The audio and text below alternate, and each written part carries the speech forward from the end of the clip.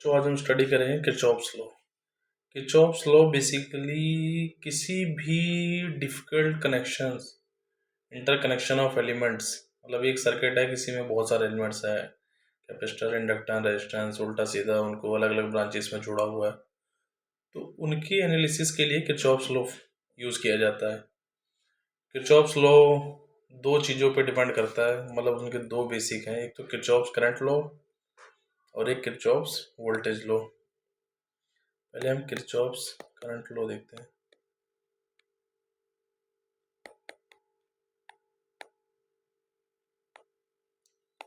Kirchhoff's current law, Kirchhoff's current law ये कहता है कि कोई भी एक नोड है, उस पे सम ऑफ करंट, मतलब करंट आर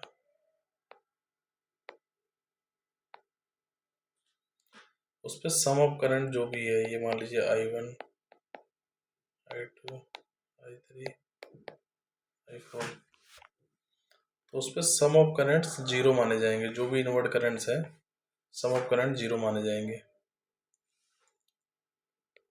तो जैसे यहाँ पे एंटरिंग करंट कौन कौन से हैं, इसका बेसिक लॉजिक ये है कि जितना भी करंट इस नोड पे आएगा उतना ही करंट बाहर जाएगा। सबसे सिंपल लॉजिक यही है किरचॉफ्स करंट लॉ का। अब देखिए आउटवर्ड में करंट कौन कौन से जा रहे हैं, I2, I4, और इनवर्ड में करंट कौन कौन से जा रहे हैं, I1 प्लस I3। तो हम कह सकते हैं I1 प्लस I3, इस नोड में करंट एंटर हो रहे हैं, तो जितना करंट एंटर हो रहा है उतना ही बाहर जाएगा। तो बाहर क्या क्या जा रहे हैं, I2 प्लस I4। तो किरचॉफ्स करंट लॉ ये कहता है किसी भी नोड में सम ऑफ एंटरिंग करंट और लीविंग करंट सेम होना चाहिए, क्योंकि करंट जितना आ रहा है उतना ही जाएगा। ऑब्वियस सी बात है, कोई अलग से करंट तो क्रिएट होगा नहीं। तो पहला लॉजिक तो ये है किरचॉफ्स करंट लॉ कि sum of currents of any node is zero.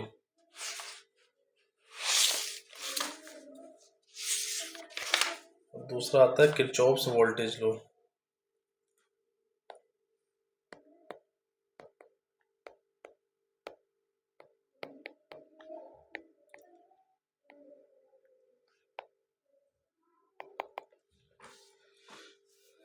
Kirchhoff's voltage law कहता है कोई भी एक लूप है,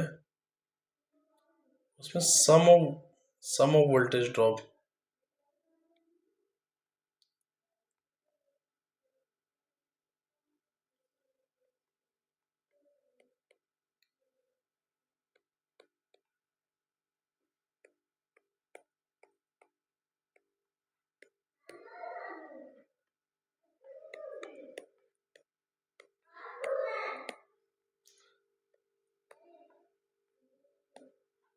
कोई भी एक लूप है उसमें सम ऑफ वोल्टेज ड्रॉप जीरो माना जाएगा। एक चीज आप रेजिस्टेंस में याद रखिए, इंडक्टेंस कैपेसिटेंस, जिस भी साइड से करंट एंटर हो रहा है उन एलिमेंट्स में, वो साइड टर्मिनल पॉजिटिव मानी जाएगी, और जहां से लीव हो रहा है वो साइड नेगेटिव मानी जाएगी। और बैटरी का आपको पता ही है, नेगेटिव टर्मिनल कौन सा होता है, पॉजिटिव टर्मिनल कौन सा होता है। लेट अस वो समझ लीजिए हम इस लूप में किरचॉफ्स वोल्टेज लॉ लगाते हैं, तो ये मैंने रेफरेंस मान लिया। तो इस पॉइंट से मैं यहाँ चलना चालू करता हूँ, तो पहले V2 का क्या हुआ, नेगेटिव पोटेंशियल पड़ा, तो फिर पॉजिटिव पोटेंशियल पड़ा, तो इसको मैंने लिख लिया V2।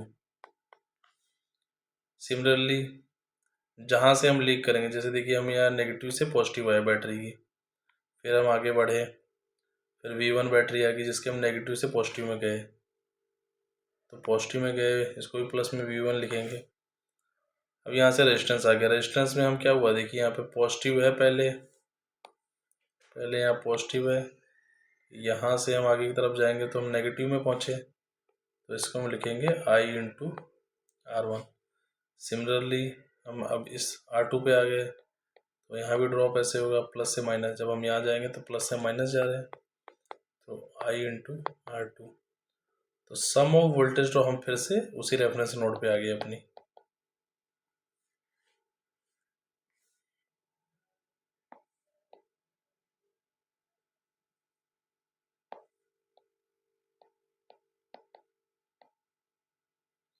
सेम रेफरेंस पे आ गए, तो एक लूप हमने पूरा कवर कर लिया, इस पॉइंट से हमने चला और इससे हमने पूरा एक लूप कवर कर लिया। तो सम ऑफ वोल्टेज ड्रॉप इस लूप में जीरो।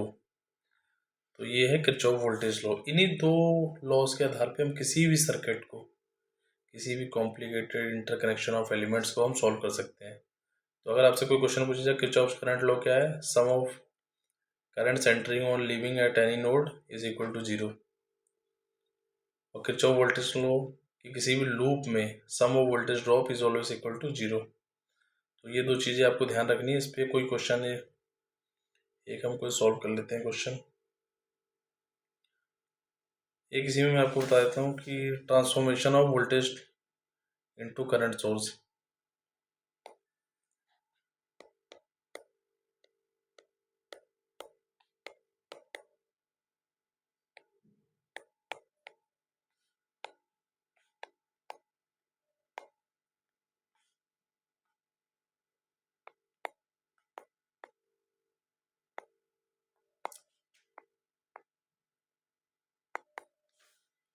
तो कोई भी वोल्टेज सोर्स मान लीजिए V है और रेजिस्टेंस R है,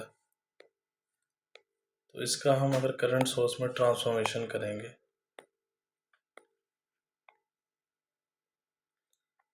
तो करंट सोर्स में एक रेजिस्टेंस पैरेलल में आएगा, वो तो R सेम रहेगा जो यहाँ पे था। लेकिन जैसा कि करंट सोर्स जो वैल्यू होगी V/R होगी।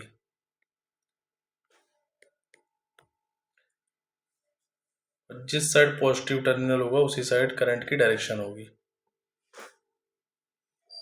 जैसा कि आपको पता है V/IR। जैसे हम इसे करंट सोर्स में ट्रांसफॉर्म करेंगे तो रेजिस्टेंस जो हमारा सीरीज में था बैटरी के, वो पैरेलल में आ जाएगा और करंट सोर्स की वैल्यू V/R हो जाएगी।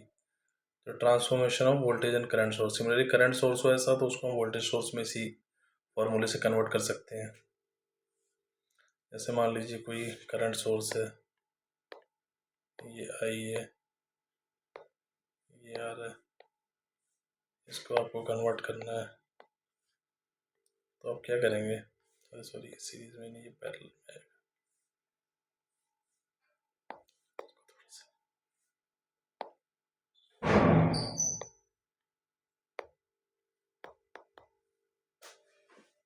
इसको हम कन्वर्ट करना चाहें तो ये हमारे पास बैटरी हो जाएगी। वोल्टेज सोर्स के हमेशा सीरीज में रेजिस्टेंस होगा, करंट सोर्स के हमेशा पैरेलल में। तो V/IR होता है। तो इस वोल्टेज सोर्स की वैल्यू हो जाएगी V/IR। दोनों तरह के ट्रांसफॉर्मेशन है, अगर वोल्टेज सोर्स से करंट सोर्स में जाना है। कुल मिला के V/IR का फॉर्मूला में यूज़ करना है, इससे हम किसी भी सर्किट को ट्रांसफॉर्म कर सकते हैं। अगर आपको कोई भी डाउट है तो आप कमेंट सेक्शन में पूछ सकते हैं।